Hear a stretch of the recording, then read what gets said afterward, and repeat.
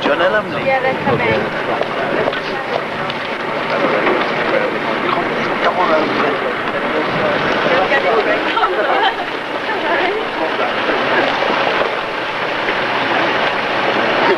Good afternoon.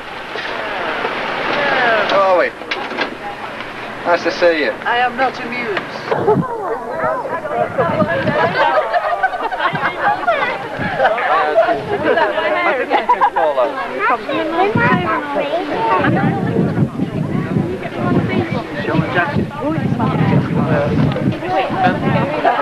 Get the sandbox on the after.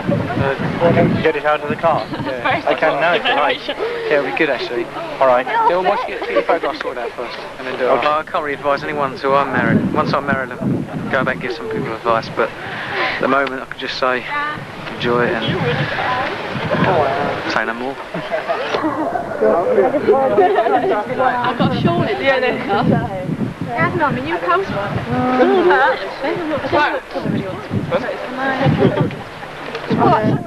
the thing, that's the pig.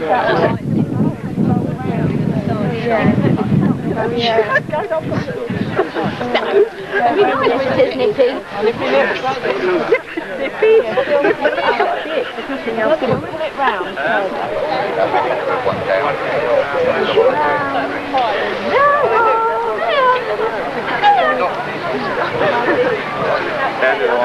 Coffee.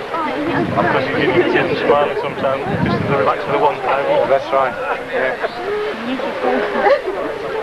I've seen it just the letters. Your suits, please. The morning suits. David Burrows. What do you want in suits? Stand anywhere. Yeah, let's not wait to do them. David Burrows. What mind doing? Put your president there. Halfway down and all the way down. How many more in suits? Not David Burrows. Just. David. Shall I go back and do it? Yeah. Yeah. Okay.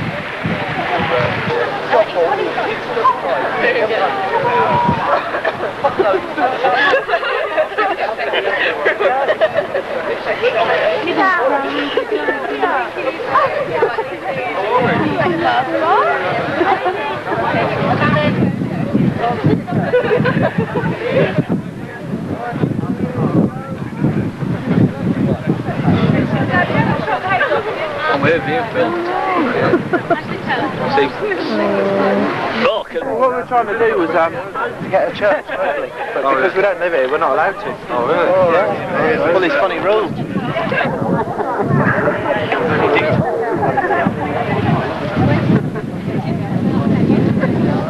Mate, you've gone. It's all downhill from now on. Shall I be washing, ironing, everything? What? Are you sure it's not the other way around then, Paul? No, I don't know. Just keep slapping, mate. Don't forget, keep slapping.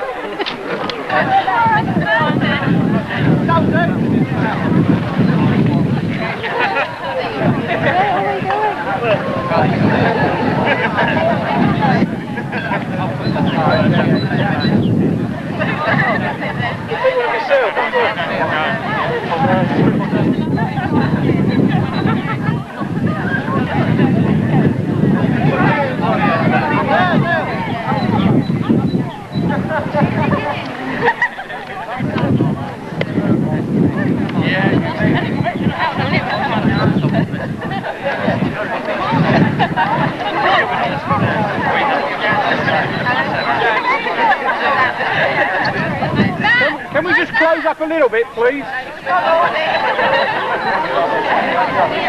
Especially this side. Can you just close around, please?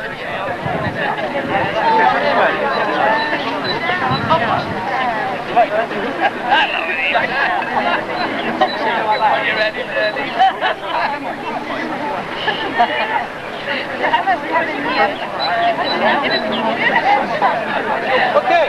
What do you say? Move this way, please.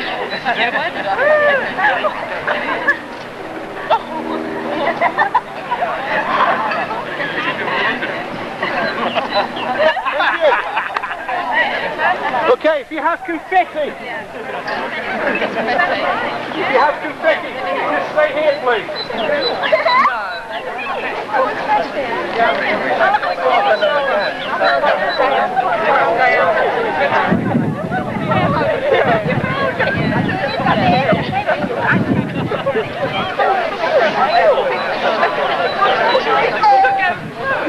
Jack, Okay, you know you want excited.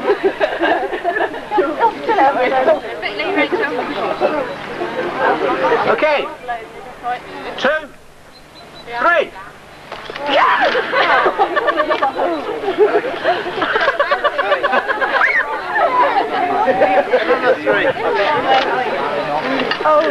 Okay.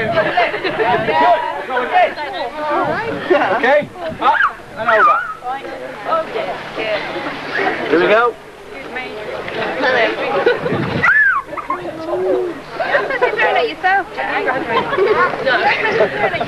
Okay. 2, 3. You drop me some more wooden one. Make sure you take it out to... Don't know him. Another fella. Yeah. He's over there. At 3 o'clock. Say hello to him. You don't see him that often. Who? Oh, my brother. Oh, right. Yeah, just go and say hello to him. The message. It gets better further on. And I'll give you 24 hours to stop it, Paul.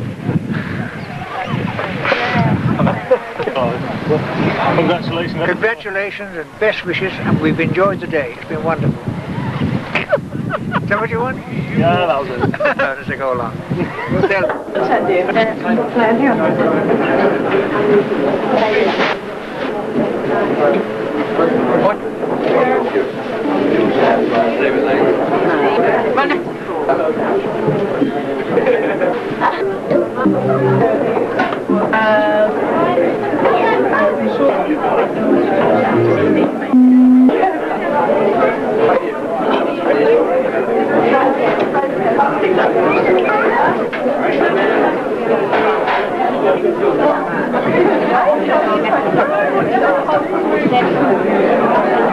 Gentlemen, let's stand and welcome the bride and the groom, Paul and Miriam. Let's give them a round of applause as they come through.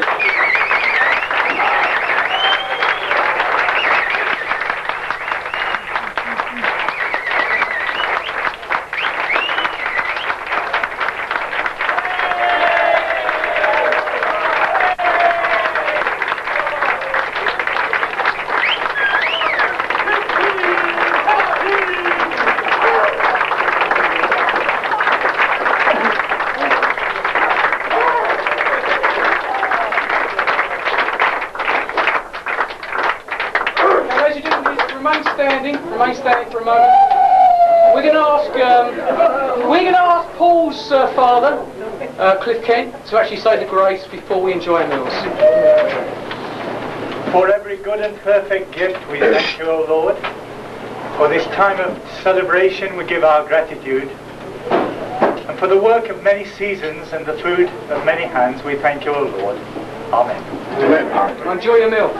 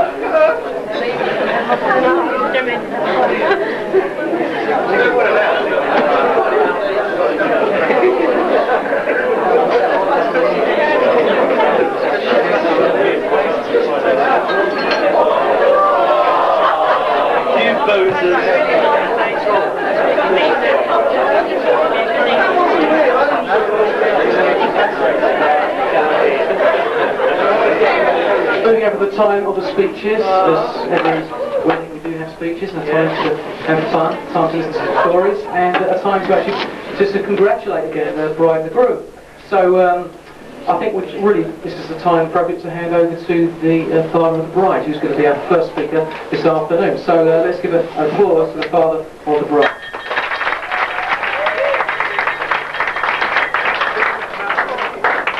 I'm sure you can hear me without the microphone, okay? And that will put me off.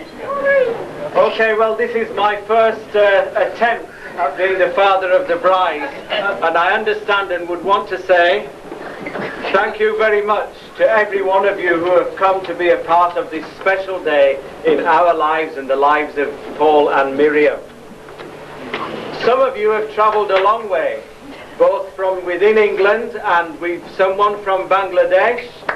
We've had representatives who had to leave earlier who worked with us in the Asian subcontinent, and of course Mark came from Paraguay, and Sarah, our daughter, came from Bangladesh. So many people, all of you in fact, have made a very special effort to be here. We're glad the grandparents are here. Paul's grandfather and Miriam's grandmother and grandfather, and a special, yes, and grandma from the other side, right.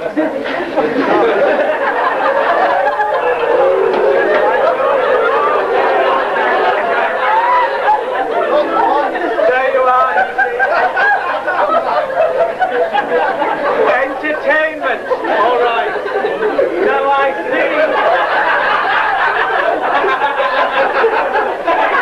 see on the board down here, and I didn't get my inspiration from there, that there's the past, the present and the future.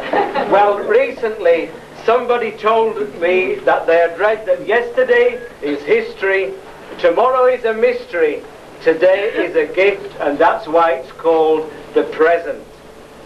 Well, the history you could see all about Paul when you walk around. I can't tell you much other than I first met Paul in 1989 when I went to work at 101. He was in the audio-visual unit at that time. The next time I went away in 94, he captured the heart of Miriam. They sent me off to Rwanda for 3 months. And all this romance blossomed whilst I was there with the Rwandan refugees. Miriam, though, I can tell you a few stories, and I know she's panicking right now. I looked after Miriam one Mother's Day when my wife was out in the villages, and I had to go out to the bank, and when I sat there in the bank, somebody came running and said, "Oh, come quickly, Miriam's hurt her finger." And in the home where we were living, the frames of the doors were iron, and there was a big windstorm, and Miriam had her finger, but that's been a very significant finger. It's always pointing. For good. Now Miriam perhaps appears on the outside to be very, as though she can't be moved about anything. Well, she defends those of her friends, and she was at a school in Peshawar, and she was to have a leading part in The Little Red Hen. And we heard about this play for so long, and the day before it was to take place, the headmistress sent for Jean and said, "Miriam can't be in that because she's disgraced herself." Now what Miriam had done was she had a little friend from Germany who had leukemia, and with the chemotherapy had lost her hair. Other kids in the school were not very happy, so Miriam put them right to defend her friend.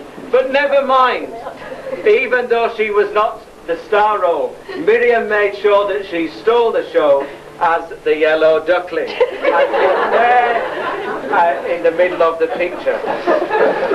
So that's a little bit about Miriam. I'm not going to tell you anymore because I'm going to be in trouble for what I've told you already. Tomorrow is a mystery. Well, it's unknown for all of us, but it can hold certainty and assurance, and particularly for Miriam and Paul as they embark on their life together. Today is a gift. Well, Miriam was a gift to us, Paul a gift to Pat and Cliff. And today they are a gift to each other as they begin their lives together. They are two young people who are very determined and have minds of their own. No doubt you gathered as we arrived this afternoon, Miriam was determined she wasn't going to be there on time. I was panicking at 1:45 when she hadn't come home from getting ready, but we made it. They're both young people who have talents and abilities, and directed in the right way can be used well. And so we're glad today that we are sharing in this gift of two lives brought together as one. Today will become history. All their tomorrows will remain a mystery until they unfold themselves, but holding much promise and opportunity. But may every today always hold its special gifts for Miriam and Paul. Thank you for listening, and I propose we have a toast to the bride and groom.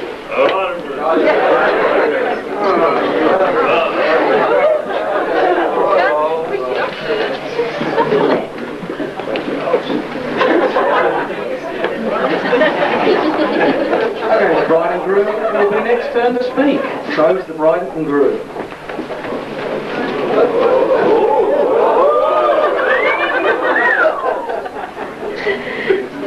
To start by saying, Miriam being a 90s woman, it's got to say something, so it's not just going to be me. That's handy.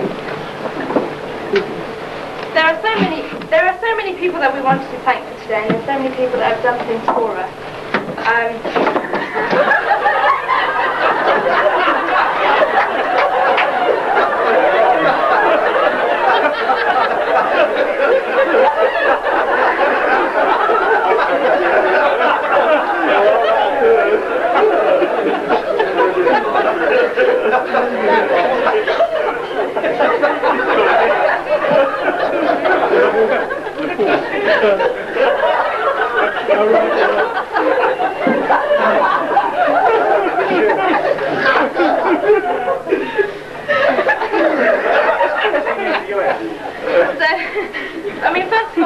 Everybody for coming today, and for all the presents which I hope we've got,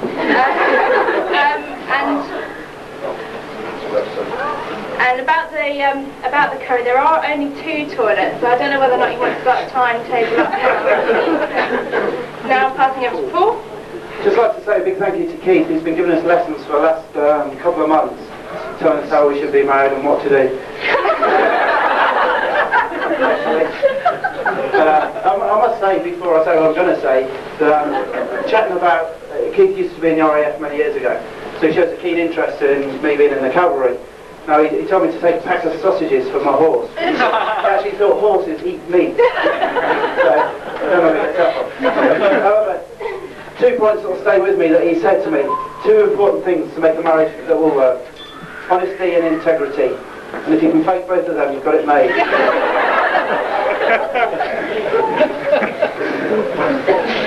Apparently it's a custom to say a few good words about the mother-in-law at a wedding. Moving on.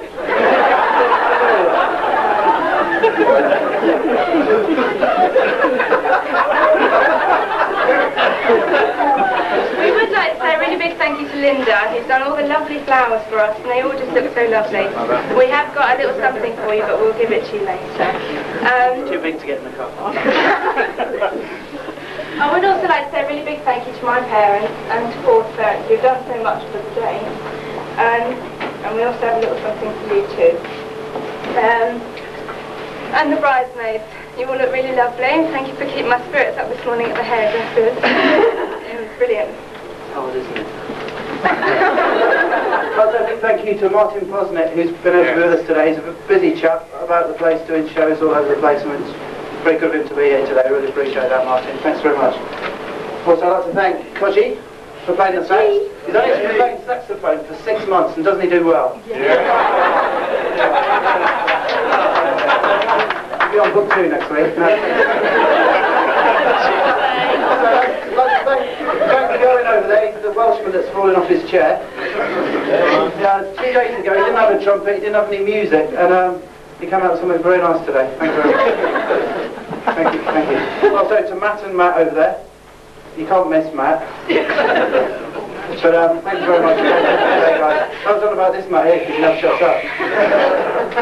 Thank you very much. I'd like to thank Carl. He's come a long way today from Clown to practice and play and all off the cuff. Thank you very much, Carl. Who else is there? I'd like to thank Dale and Fiona for doing the videos. Also, there's a special person I'd like to thank today, a little guy from New Zealand today, Jason Steen, ladies and gentlemen. He's done an amazing job, thank you, Jason.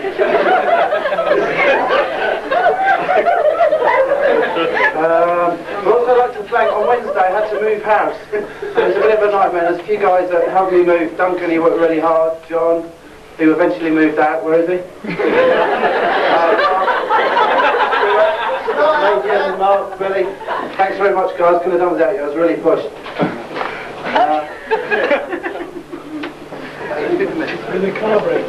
I would also like to thank the ushers. Thank you, ushers, for working hard and putting up with my stress and everything. And Mark, thank you, Mark. He's been very busy. Busy man. And Nathan. And say thank you to your mum for the wedding. Right, this has got to be my mum. This has got to be one of the best days of my life, apart from, of course, when Newcastle signed Kevin Keegan. Talking of which, you probably realise that I've made a big mistake. We're actually going on honeymoon when Newcastle in the cup final. It's an absolute nightmare, and Miriam thinks that she's got out of it. She thinks I've completely forgotten about it, and I'm not going to be watching it. Well, just so she knows that something's very close to my heart.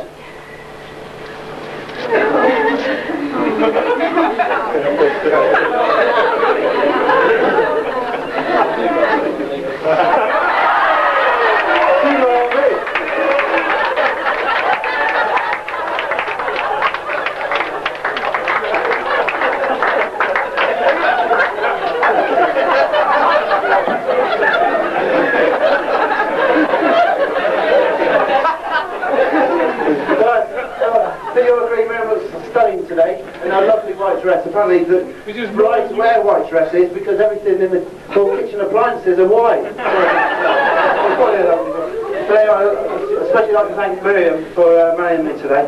I'm not going to get too sloppy. Is that okay, Snooky Wookie Woos?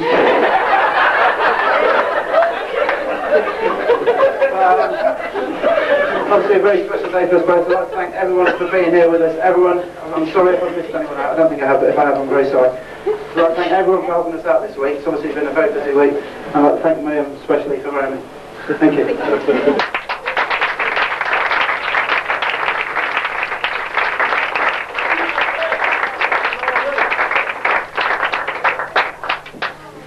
Do you toast anyone, Paul? No? No. Okay, just a little, over to me really, but Paul hasn't thanked me yet, so... Never mind, I'll just carry on. He hasn't done anything. That's because he won't let me. Anyway, over to the speech for the best man. I suppose the right thing to say is it's a real privilege. It is, but I'll tell you what, in reality being the best man is just as nerve-wracking as getting married. And particularly this moment when I have to speak, thankfully the microphone is working, because the last time I had to be the best man, which is once before, I had to shout so much that I lost my voice. And but today I can actually feel a bit more close to the crowd. And I suppose I'm sure that today holds mixed emotions and apprehension and joy for all closely involved. The bride and the groom. It's the end of a long run of stuff to do, and the beginning of a new era of stuff to do. And I've never known Paul so busy over the last few days. It's just unbelievable. We've had to, as I say, take this whole flat over to London, and I thought that it would be an easy job, and realised I actually take it up to 14th floor on one lift that was about 3 metres wide, and that was a horrendous thing, but we eventually got there in the end. But I've never known Paul to be so busy, and in all the excitement he tells me that he got 3 points on your licence, is that right, Paul, recently? For jumping a red light. That's pretty bad stuff. He tried to get out of it by writing a letter to them by saying that I didn't see the red light because I was using my mobile phone too much. But I don't think you were able to do that, Paul. That is an understatement. The whole world and his dog has been phoning Paul. The phone's been ringing every 5 minutes, and Paul, we'll keep you mobile during the honeymoon, okay? I'm sure Miriam can do just your attention. The scores. We'll send you a fax. Okay, but I want to be sensitive to Paul today, despite the fact that many of you who know Paul, and there's a lot of you here that do, obviously, see this as an opportunity for revenge. Because we, and all of us that know him well, have been often the culprit of his jokes over the years, particularly me. I'm his best friend, and I don't like that. Okay, but if you really need more detailed information about Paul, you can see me later over... That's good, let's give a round of applause for that one. You can see me later over a piece of cake. Oh, actually, there'll be a problem here. We ordered a piece of cake. You know, usually weddings have cakes, don't they? But for some reason, it hasn't come as it yet. I realised this, that Paul's been organising so many things over the last few days, and he actually forgot to get a cake. So, being a conventional man that he is, he likes to get things right, very traditional, as he is.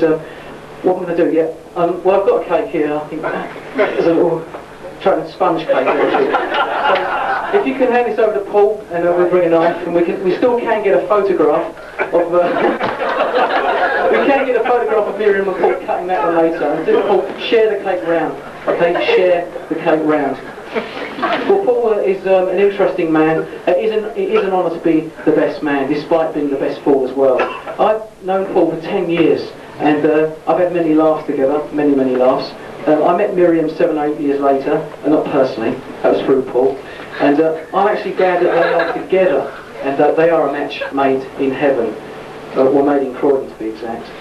And ever since Paul came to London, he's been in pursuit of a partner.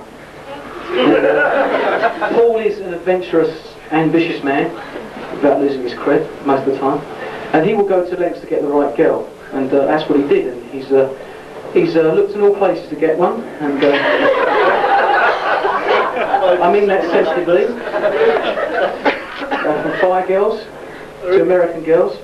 Scousers, girls from Canvey Islands, from London, Nottingham, students, artists, funny kissers, cement mixers, gremlins, and eccentrics. But the fact is, Paul met Miriam and found genuine real love, thank God. As witnessed this morning, they have both declared this love is committed forever. Now, partner attraction is an incredible thing. The experts tell us that all kinds of things go on when two people meet. I'm sure that it does. But there's all kinds of things that influence people to actually to bring people together. And I think the main influences being, as you see my little exhibition over there, that was the title of my talk, by the way, Miriam. Are you ready for this?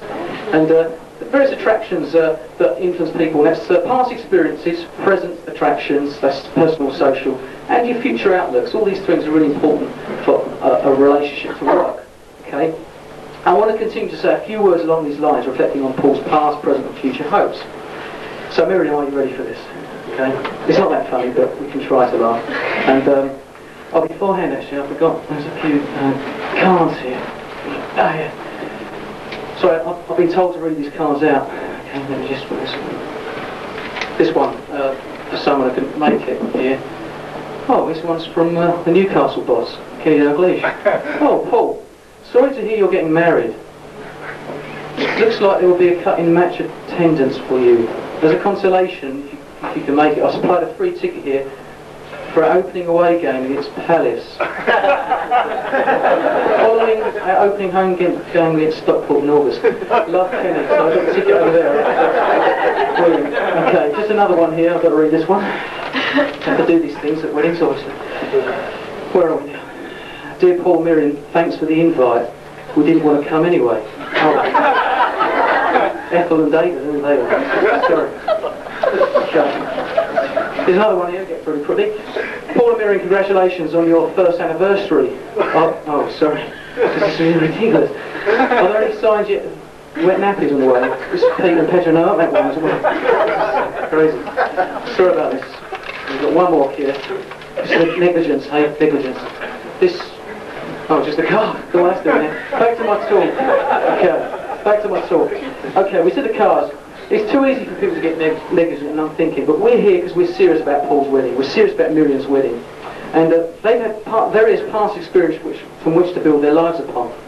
And Paul has always been an ambitious little boy, and a desire to go places where many have not been before. And I've been informed that he's been always interested in doing that. His dad's given this little article to read.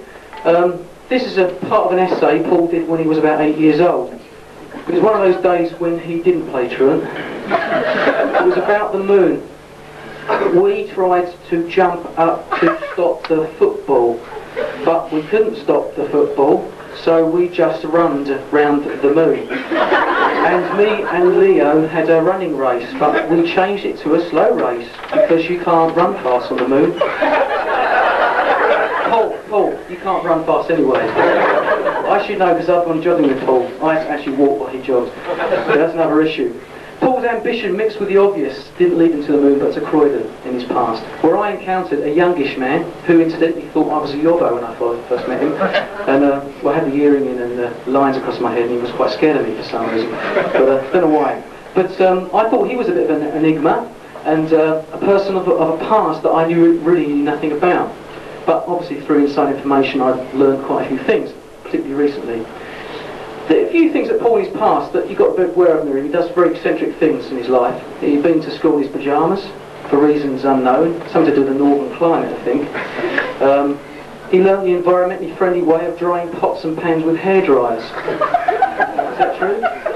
And they save on washing up liquid and tea towels. Okay. In preparation of his army days, which is obviously, if you know Paul, he's in the army, he joined the Cub Scouts. He was so excited one day, he come home and he told his mum, "I've been infested in the Cubs."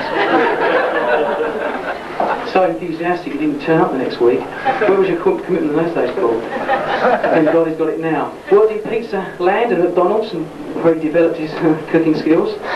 And he played some prankster jokes on people, got the waitresses to water plastic flowers, sent them down the bank to get the float for the till, and all kinds of things like that. He even got arrested for stealing his own car. And this is the time when his boot was filled with a white shirt covered in, what's that stuff say? Cochineal. And carving knives. So Paul's been having an interesting time with the police arresting his own car. He didn't arrest him for stealing his own car. He also accidentally shot a lad on a Sunday morning with an air rifle. He should have been at church, I think this is right. Out the window. Yeah, out the window this was, out the window. And he hid from the police in the toilet, would you believe? So, yeah, we have one here. Well, we wouldn't want to, you know, we love you, Paul, and obviously if you want more stories, there's some people from Nottingham and Sunderland here that can give you loads more stuff. We've got loads of stories from Paul's past, so do be prepared to listen to that. As I say, there's an exhibition stand up there. You can see lots of photographs of Paul's past, wonderful pictures in the soot and all kinds of crazy things over there. And please do help yourself to those photographs and etc. that you find yourself there. Despite all that, Paul found himself not on the move but in London. He joined the army when he got to London. Which army might you say? Well, first the Salvation Army. That was his first army experience. The International Salvation Army, where he got employed to work in the film and audio department. More correctly phrased, packing cassettes with cling film and cardboard department. It was there that I met Paul as a printer, printing labels for Paul to stick on the cassette boxes. And we embarked on a few initiatives, one of which got national recognition as marketing economical Christmas trees for the International Salvation Army. And you can see some cars over there. There's some left over there, I believe. Not for sale, but they're there for the great experience that Paul and I, waffling in a little bit, great experience that we had in the past. And but not long after Paul got the sack, well, he didn't know that, but he did. And he joined the real army. And he left the army and joined the real army. This was a consequence of watching the Gulf War in 1991. Paul spent hours watching CNN and all the kind of things that were going on there. The cats just walked past. And he turned around and said, "They need me. They need me." And Paul decided to work in the real army. Okay? A year later, Paul finds himself on horseback. looking very smart indeed. And we're all proud of you, but we've never really ever seen you carry a gun, have we, Paul? And I've seen you as a soldier on horseback, and you wanted to go out there and help the British Army for the CNN news, etc. But you've never carried a gun. I've never seen you with a gun. So I've got a gun here for you to hold, just in case. But have we got it here? It's back there. Mark can get it out. Just to see what we look like with a gun. Okay. Yeah, it does. Paul with a gun. Round of applause.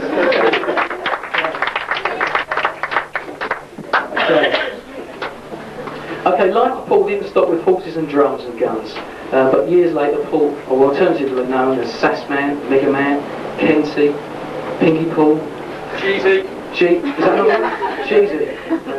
Okay. He, Miriam, and you obviously know the rest. An attraction, but what is it? What is it that Paul makes him a special catch for Miriam? What is it? Money. Money? Could be money. He's spent it all on the wedding, so he can't do that anymore. Could it be the soldier macho image? The horse, the boots, the dress. We're all secure here in England. The dry leather trousers, yeah. The tight leather trousers. The image that makes girls quiver. It could be. But I don't think that's that Miriam just goes for outward appearances. I think there's more to it than meets the eye for. Could it be the cooking skills? The making the big cheese and the flavour of the decade at Miriam's home? I don't think there's a real possibility of that. You worked at McDonald's, Pizzaland, not exactly the Ritz Hotel, is it? Below Thames Hill. And as a single man, he's spent days eating fruit and fibre. Added to the aroma of the house. All the curries were contaminated with power sources. The only bonus for that, you could enjoy a week of baths without having to buy bubble soap. So, cooking is okay, but I don't think that's the real attraction that really won Miriam over. Could it be the humour and wit of Kenty? Could it be the humour and wit of Kenty? We all know how funny Paul is. Well, could it be that made Miriam Burrows become Mrs. Kent? The wit and humour that makes Jeremy Beadle look safe, look sensible. I've been there. I've been on the ends of Paul's jokes. 3 a.m. in the morning. Phone calls. Thunderbird music down the phone. Indian music down the phone. Prank phone calls. Time and time again. Telling me of people interested in my missions that I used to do when I was at my last church. I used to write letters to people that didn't exist because of Paul. So I'm very offended by that. Paul's done lots of things, crazy things. Sending out letters to heads of departments. I have to read it from here. There's another thing that Paul's dad's just given me. I better read it as it is because I might get it wrong. When Paul worked on the Salvation Army headquarters in London, he was telling folk that there was a bug on the building. So Paul wrote to all the heads of departments, warning them of the bacteria, at the same time asking every member of the staff, about 200 or 300 to be precise, to provide us a sample of urine. Fancy stuff, eh? But actually the joke turned on Paul because someone wrote him a letter and said that the boss wants to see you. And he really did believe that. And he actually went to the boss and he was so nervous, and he went into the office and the PA was sitting there and he just didn't know what to do, and of course she wrote the letter, and it was just one big joke. But Paul, you are a prankster. We do love you because of that. We do love you because of that. On some occasions we've got you back though, Paul. Do you remember the water beds? Do you remember the water beds? Say no more. Say no more. The wit and humour of Kenty. Well, I'm not sure. I've never really seen Miriam laugh at Marx Brothers films or Paul's jokes, and let's face it, once you've heard one of the jokes, you've really heard them all. And, so what's the real reason for Miriam saying the I do's and the I wills? Well, it's a bit of a serious bit here, so be prepared, Paul. I think it's because she knows the real Paul. I think she knows the real Paul, the serious Paul, the one we don't always see. Under that heroic image of soldier and comedian, there lies a Paul of romance, passion, worthiness. A Paul who moans a little bit when things are a little bit hard. A Paul who sings Spice Girl songs to himself in the bar. A Paul who admits his cooking isn't always good for the bowels. A Paul who knows what it's like to be misunderstood. A Paul who does think deep thoughts and who knows that the best things in life are not just The Simpsons, Newcastle and Quick Twilight.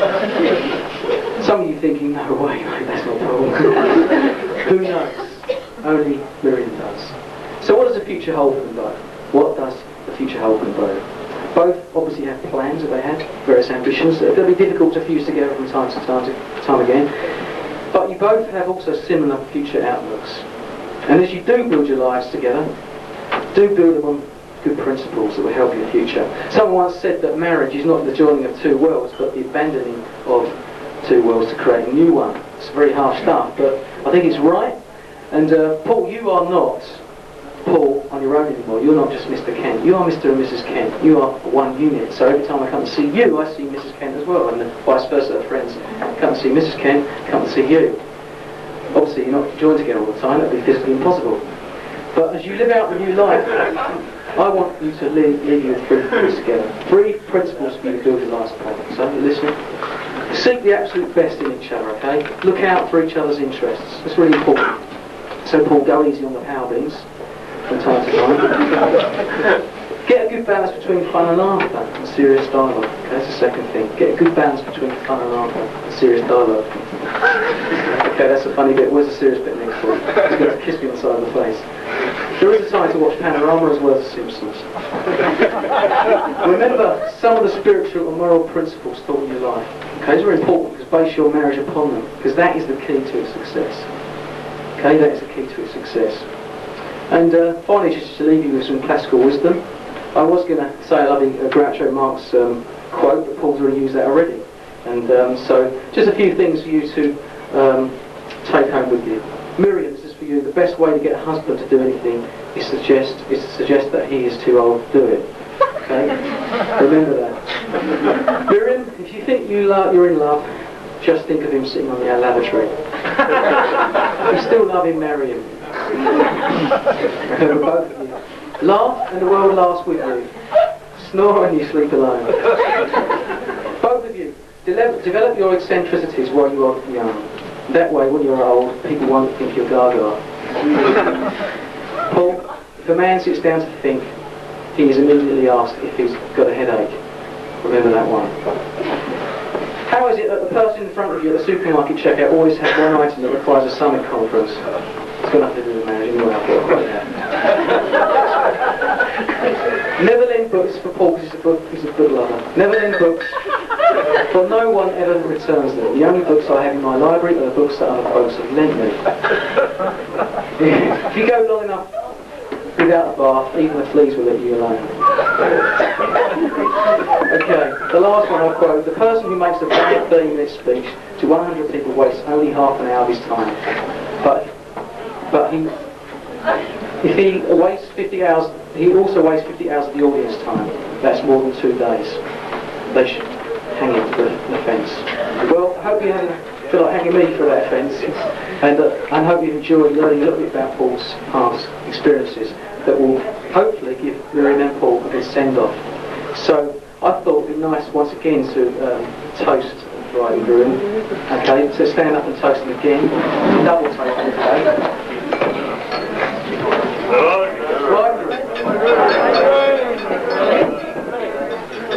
Sorry. Okay, just want to say thanks to Paul and Miriam as well for allowing me to, you can sit down there, for allowing me to have the privilege of being their best man, or being Paul's best man.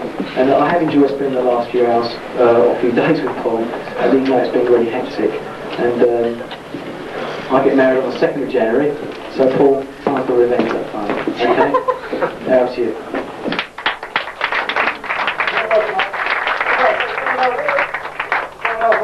Thank a guy I work very closely with, Stuart, who's playing drums today.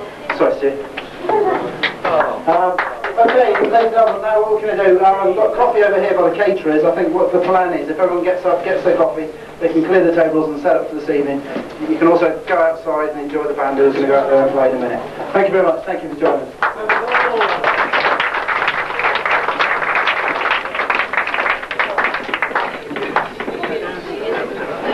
us.